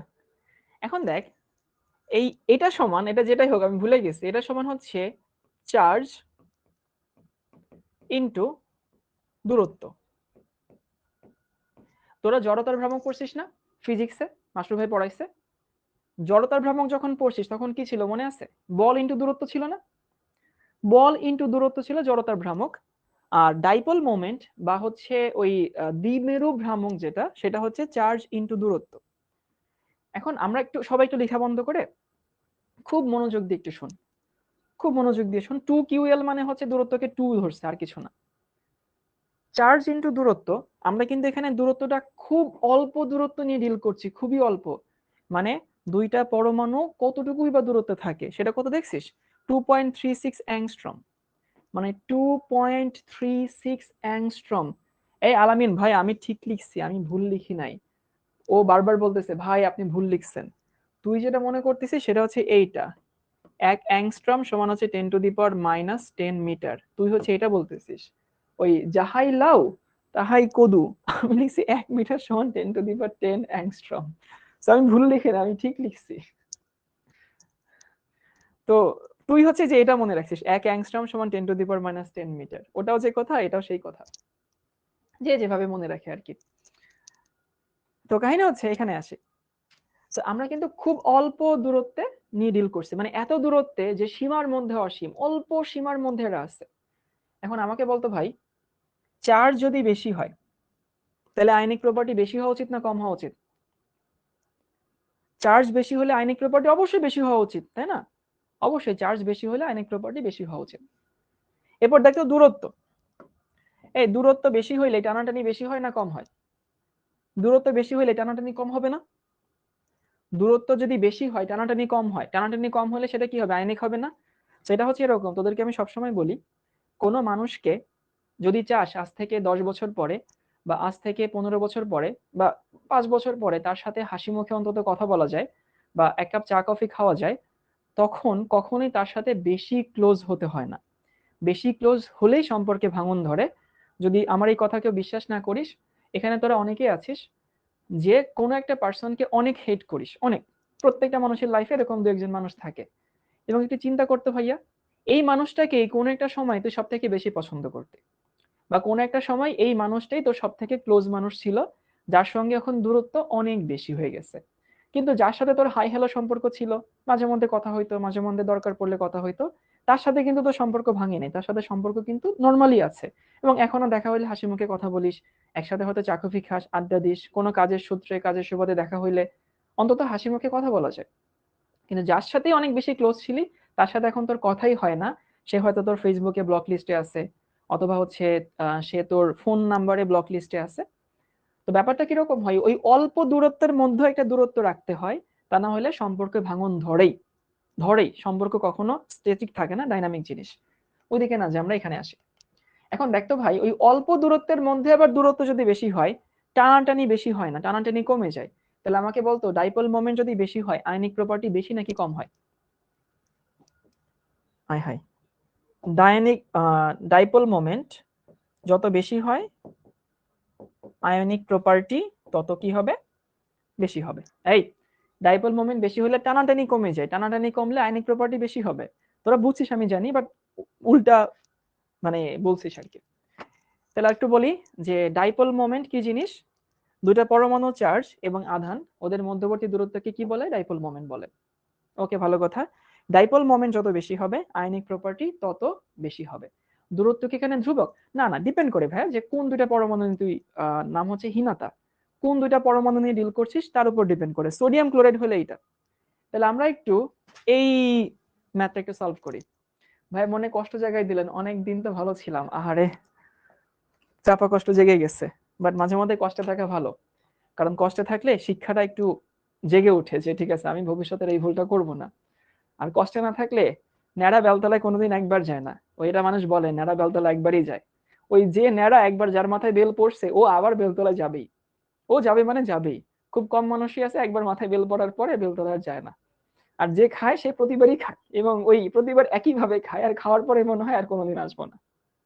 তো তোকে যে মনে করাই দিলাম, তুই আমাকে একটা ধন্যবাদ দে। এখানে আসি যে সোডিয়াম ক্লোরাইডে ডাইপোল মোমেন্ট দেওয়া আছে, এবং এটার ডাইপোল মোমেন্ট 8.5 ডি হলে আয়নিক বন্ধনের পার্সেন্টেজ কত। সো ডাইপোল মোমেন্ট যদি বেশি হয় তাহলে আয়নিক প্রপার্টি বাড়বে। এখন ডাইপোল মোমেন্ট এখানে একটা দেওয়া আছে, দেখ এইখানে একটা ডাইপোল মোমেন্ট দেওয়া আছে 8.5 ডি। আর আমাদের যে ডেটা দেওয়া আছে, আমাদের যে ডেটা দেওয়া আছে তার সেখান থেকে একটা ডাইপোল মোমেন্ট বের করা যাবে। কিন্তু আমাদের যে মানটা দেওয়া আছে সেই মানটা হচ্ছে রিয়েল মান, রিয়েল মানটা দেওয়া আছে। আর আমরা যেটা বের করব, আমরা যেটা বের করব সেটা হচ্ছে এক্সপেক্টেড, NaCl এর এক্সপেক্টেড। এক্সপেক্টেড মানে কি? এক্সপেক্টেড মানে হচ্ছে ডাইপোল মোমেন্ট বের করব, সেটা হচ্ছে E ইনটু ডি। এখন দেখতো ভাই, সোডিয়াম ক্লোরাইডের মধ্যে ই মানে কি? ই মানে হচ্ছে ইলেকট্রনের চার্জ, এবং এখানে ইলেকট্রন কয়টা থাকে? এখানে ইলেকট্রন একটা থাকে। সো ইলেকট্রন যদি একটা থাকে, যদি ওর ভ্যালুটা বসাই, তাহলে হচ্ছে 4.8 ইন্টু 10⁻⁻10। ওকে, এটা হচ্ছে আমাদের ই। এই জানি তো ইলেকট্রনের মান ইএসইউ তে এই মানটা হয় সিজিএস এ। আর ডি এর মান কত? ডি এর মান হচ্ছে এখানে অ্যাংস্ট্রম থেকে আমি সেন্টিমিটার নিব। সো অ্যাংস্ট্রম থেকে যদি সেন্টিমিটার নেই, 2.36 10⁻⁻8। 10 হইলে মিটার হইতো, 8 হইলে সেন্টিমিটার। মাইনাস আমরা দিচ্ছি না, আমরা ভ্যালু নিয়ে কাজ করছি। এখানে তুই মানটা পাবি হচ্ছে 1.132 10⁻⁻17, একক হবে ইএসইউ সেন্টিমিটার। এই হচ্ছে একক। মিটারে করলে হবে না? না, মিটারে নরমালি করা উচিত না। আমরা নরমালি হচ্ছে এই কেমিস্ট্রির জিনিসপত্রগুলোকে সব সিজিএস এ প্রকাশ করি। তাহলে আবারও বলি যে আমি এখানে একটা ডাইপোল মোমেন্ট বের করছি। সবাই একটু লেখা বন্ধ করে আমার কথাগুলো মনোযোগ দিয়ে শোন। এই যে একটা ডাইপোল মোমেন্ট আমরা বের করছি, আর আমাদের এই একটা ডাইপোল মোমেন্ট আবার প্রশ্নে দেওয়া আছে।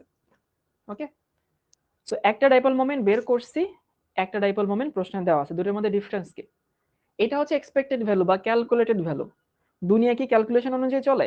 চলে না তো, একটু এদিক ওদিক তো হবেই। আমরা যে ভ্যালুটা বের করছি, এই আমাদের ভ্যালুতে ক্যাটায়ন যে অ্যানায়নের ইলেকট্রনকে টানাটানি করে, ক্যাটায়ন যে অ্যানায়নের ইলেকট্রনকে টানাটানি করে, সেটা আমরা আমলে নেই নাই। আমরা জাস্ট ইমাজিন করছি, হিসাব নিকাশ করে একটা ডাইপোল মোমেন্ট বের করছি। কিন্তু রিয়েল মানটা কি? রিয়েল মানটা রিয়েলিটির উপর বেস করে তৈরি করা। সো এই মানটা ক্যাটায়ন অ্যানায়নকে টানাটানি করে, সেইটার উপর ভিত্তি করেই বের করা হয়েছে। কি বললাম ভাইয়া? সেটা হচ্ছে আমাদের ডাইপোল মোমেন্ট বের করতে চাচ্ছি একটা আয়নিক প্রপার্টি। ডাইপোল মোমেন্ট কি? ইলেকট্রনের চার্জ এবং ইলেকট্রনের মধ্যবর্তী যে দূরত্ব, সেই দুটো গুণ করলে ডাইপোল মোমেন্ট পাই।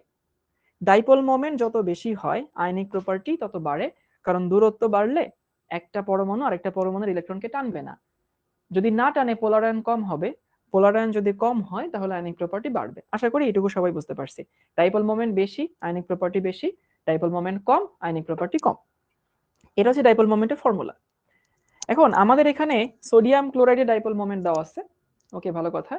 এই ডাইপোল মোমেন্ট সূত্র কি? ই ইন্টু ডি। এখন ই এর মান কি? ই এর মান ইলেকট্রনের চার্জ। এখন ইলেকট্রনের চার্জ, ই এর মানটা আমি তো জানি, তোরা তো এটা পড়ে অভ্যস্ত, যে ই সমান হচ্ছে 1.6 ইন্টু 10⁻⁻19 কুলম্ব। ওই যেটা 1.6 10⁻⁻19, সেটাই আসলে 4.8 ইন্টু 10⁻⁻10 ইএসইউ সিজিএস। এটা ইলেকট্রোস্ট্যাটিক ইউনিট, সিজিএস। এটা হচ্ছে সিজিএস এ। তো যেটা আসলে এসআই তে কুলম, সেটা সিজিএস এ ইএসইউ। আর যদি সম্পর্ক জানতে চাস, তাহলে 1 কুলম সমান হচ্ছে 3 ইন্টু 10⁹ ইএসইউ। এই হচ্ছে সম্পর্কদের। তাহলে আমি ই এর মান, এখানে তো ইলেকট্রন একটা কাজ করে, ই এর মানটা সিজিএস এ বসাইছি, আর দূরত্বকে সেন্টিমিটারে বসাইছি, আর কিছু করিনি, সিজিএস এবং সেন্টিমিটার। এখন এই সেন্টিমিটার এবং সিজিএস এবং সেন্টিমিটারে নিলাম, নিয়ে এই ভ্যালুটা পাইলাম ইএসইউ সেন্টিমিটার। তাহলে এইটা কি? এইটা হচ্ছে একটা ডাইপোল মোমেন্ট। এইটা কি? এইটা একটা ডাইপোল মোমেন্ট, তাই না? দুটোই ডাইপোল মোমেন্ট। কিন্তু এটা হচ্ছে আমাদের রিয়েল ভ্যালু, আর এটা আমাদের ক্যালকুলেটেড ভ্যালু। এখন তোরা এটা বলতে ভাই, কোনটা বেশি? রিয়েলটা বেশি হওয়া উচিত না ক্যালকুলেটেডটা বেশি হওয়া উচিত? ধরে একদম পিটাবো, রিয়েলটা বেশি হওয়া উচিত। এই ডাইপোল মোমেন্ট নরমালি কি কোনটা হলে বেশি আয়নিক হইতো?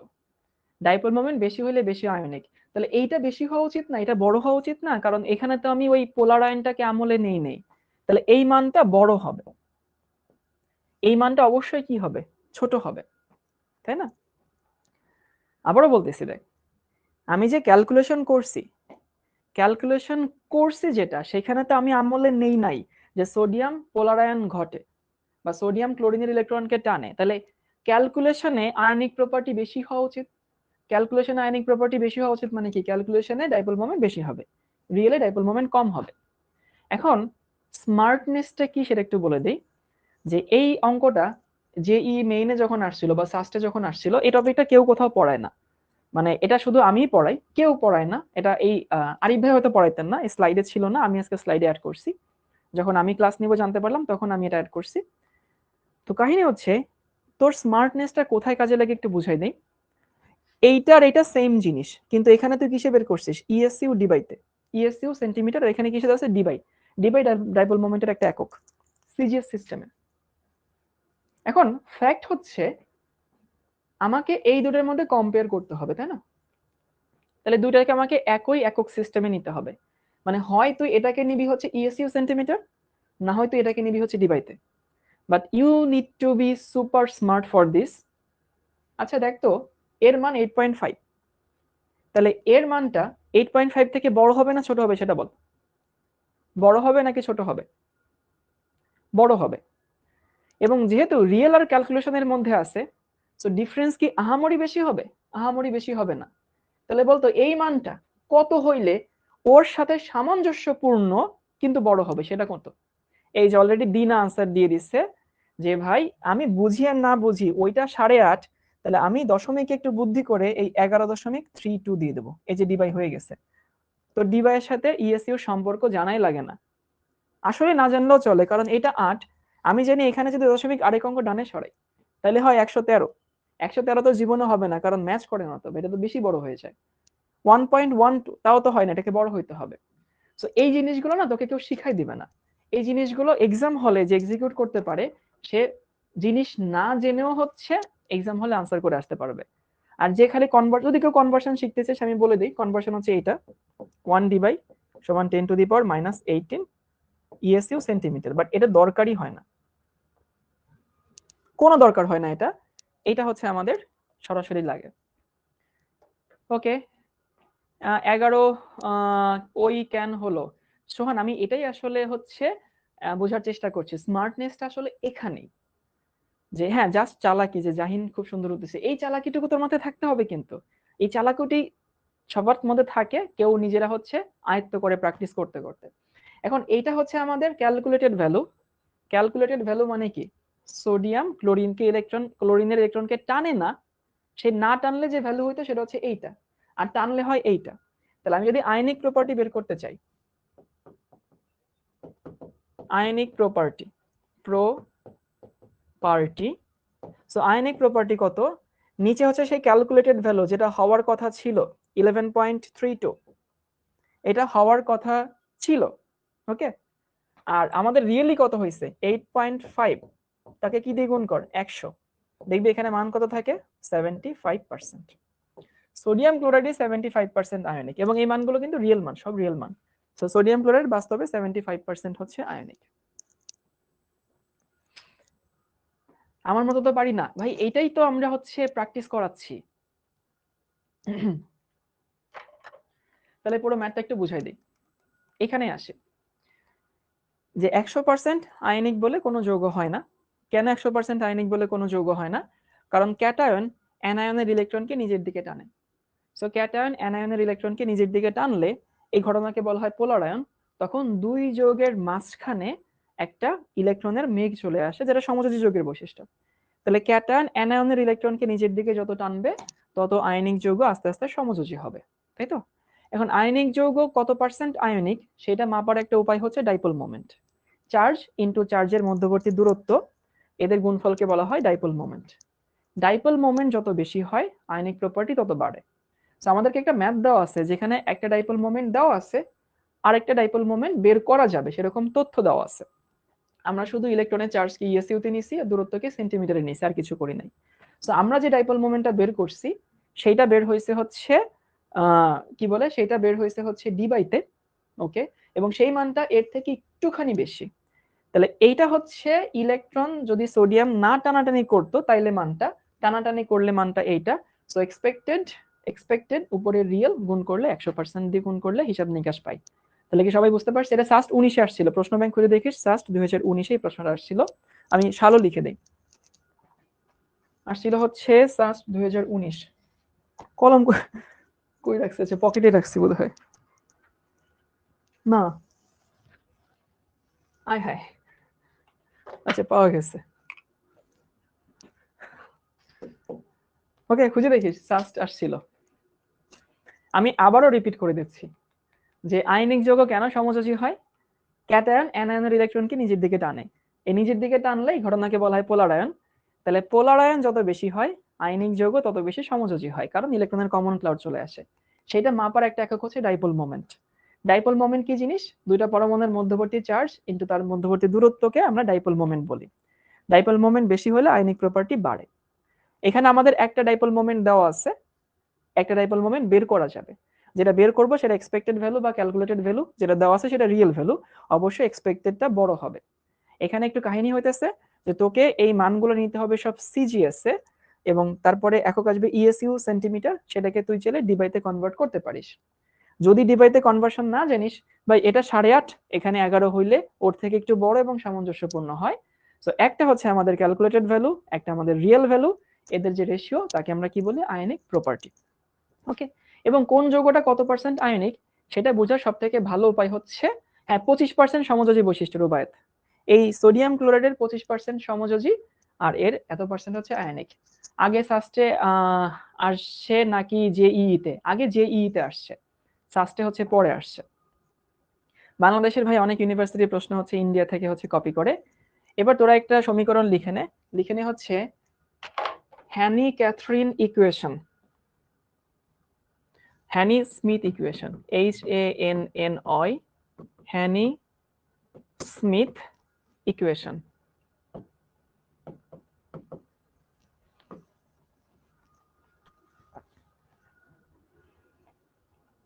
এই যে টাইমিং উঠছে।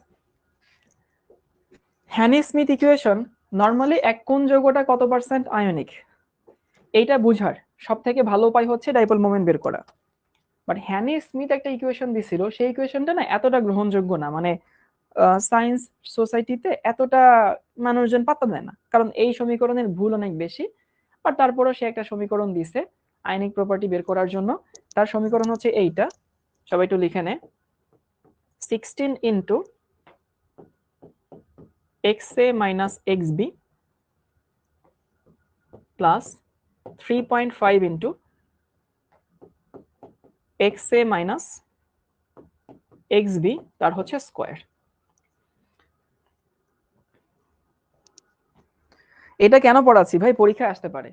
এটা বাংলাদেশের বইতে বোধ হয়, আমি জানি না যে এখন কোন বইতে আছে কিনা, বাট এটা হচ্ছে ওই যে একটা বই আছে ছায়া প্রকাশনী, মাইটি তেওয়ারির একটা বই আছে, সেই বইতে ছিল।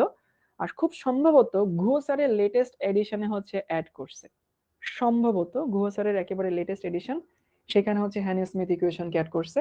এখন প্রশ্ন হচ্ছে ভাই এক্স এ এবং এক্স বি এগুলো আবার কি?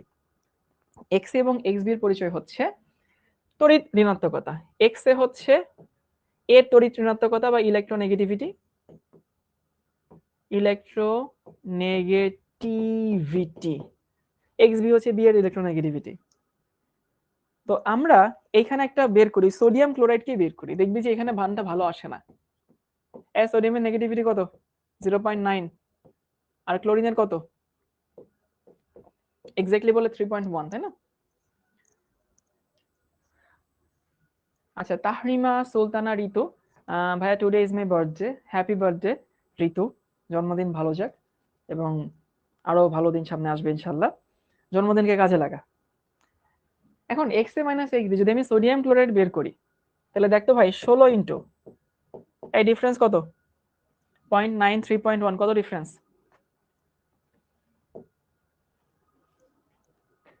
ডিফারেন্স হচ্ছে 0.9 3.1 2.2। ওকে, 2.2 প্লাস 3.5 ইন্টু এই 2.2 তার হচ্ছে স্কয়ার, তো করে দিতে হয় কত মান আসে? দেখবি 54 55 এরকম একটা মান আসবে, 52 আসছে দিনা, থ্যাংক ইউ। সো 52.1 এত পার্সেন্ট। আসলে সোডিয়াম ক্লোরাইড হচ্ছে এই 75% আয়নিক বাস্তবে, কিন্তু এইখানে অনেক এরর আসে, বললাম না যে এই যে, তাহলে এটা কি বের হলো? এটা আয়নিক প্রপার্টি বের হলো আর কি, আয়নিক প্রপার্টি বের হওয়ার আরেকটা ফর্মুলা।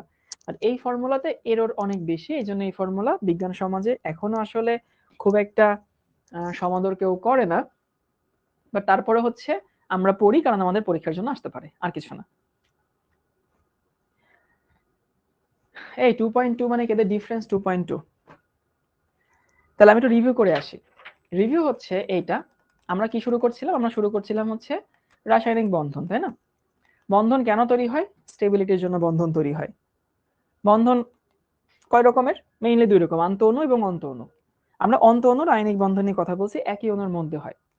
আয়নিক বন্ধনের শর্ত কি? ধাতুর আয়নীকরণ শক্তির মান কম হইতে হবে, অধাতুর ইলেকট্রন অ্যাফিনিটি বেশি হইতে হবে, আর যে যৌগটা তৈরি হয় তার স্টেবিলিটি বেশি হইতে হবে, মানে ল্যাটিস এনথালপি বেশি হইতে হবে। গ্যাসিয়াস ক্যাটায়ন অ্যানায়ন মিলিত হয়ে এক মল সলিড লবণ তৈরি হওয়ার সময় যে পরিমাণ শক্তি নির্গত হয় তাকে বলা হয় ল্যাটিস এনথালপি। এই মান যত বেশি তত সেই যৌগটা স্টেবল হয়। এরপর আয়নিক যৌগের গলনাঙ্ক স্ফুটনাঙ্ক বেশি, এরা পানিতে মিশে। এখন আয়নিক যৌগের গলনাঙ্ক স্ফুটনাঙ্ক বেশি কেন? বেশি হচ্ছে এই কারণে, একটা আয়নিক যৌগকে গলাইতে গেলে বা একটা আয়নিক যৌগগুলোকে তরল বানাতে হলে আয়নিক বন্ধনটাকেই ভাঙতে হয়, এই জন্য গলনাঙ্ক স্ফুটনাঙ্ক বেশি হয়। ওকে, কিন্তু সমযোজী যৌগকে তুমি যদি গলাইতে চাস বা তুই যদি হচ্ছে ভাঙতে চাস, সেখানে সমযোজী বন্ধনটা ভাঙার দরকার হয় না। যেহেতু ভাঙার দরকার হয় না, সেহেতু ওদের গলনাঙ্ক স্ফুটনাঙ্ক কম হয়।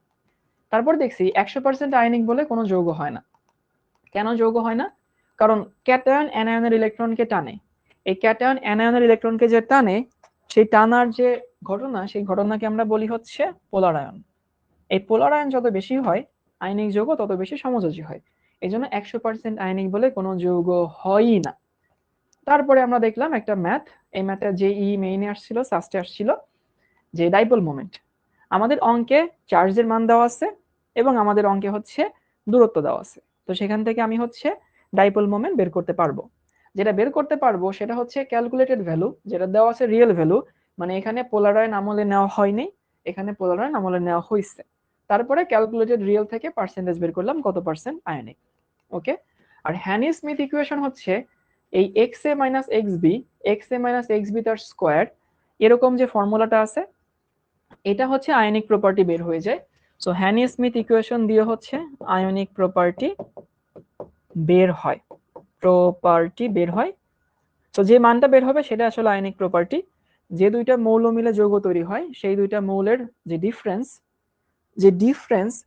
সেই ডিফারেন্স, এখানে শুধু ভ্যালু নেব, মানে এখানে কোনো মান নিব না। ওই যে অনেকে -2.2 বলতেছে, শান্ত চন্দ্র মল্লিক, না না ভাই, আমরা মাইনাস নিব না, শুধু ভ্যালুটা নিব। সো দুইটার যে ডিফারেন্স সেটা বসাবো, 16 দিয়ে গুণ করবো, ডিফারেন্সকে স্কোয়ার করে 3.5 দিয়ে গুণ করব, তারপরে যেটা পাবো সেটা হচ্ছে আয়নিক পার্সেন্টেজ। এটার বাস্তব ইউজ খুবই কম। এটা আসলে আমরা কেন বের করছি? কারণ আমাদের বইয়ে আছে বা হচ্ছে এই সেম ক্যাটাগরির মধ্যে পড়ে। ওকে, ইকুয়েশনটা কখন ইউজ করব? যদি কখনো সরাসরি হচ্ছে আমাদের দেওয়া থাকে। সবাই কি বুঝতে পারছি? যতটুকুই বুঝাইছি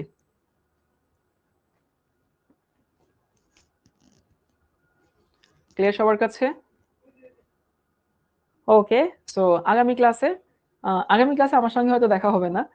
আমি মাঝখানে হচ্ছে একদিন আসলাম যে ওকে দেখা সাক্ষাৎ করি। আসলে আরিফ ভাই একটু অসুস্থ, ভাই ক্লাসটা নিতে পারছেন না। এই জন্য আমার ক্লাস ছিল ক্লাস 10 এর ক্লাস, আমি এখন বাচ্চাদের ক্লাস নিয়ে শিখতে। সো ক্লাস 10 এর ক্লাসটা বাদ দিয়ে তোদের ক্লাসে আসলাম। চিন্তা করলাম যে যাই একদিন একটু দেখা টাকা করে আসি। তো সবাই ভালো থাকিস, আর আমার জন্য দোয়া করিস, আরিফ ভাইয়ের জন্য দোয়া করিস। ভাই সঙ্গে তো দেখা হবেই তোদের, আমার জন্য একটু দোয়া করিস। ওকে, আল্লাহ হাফেজ সবাইকে।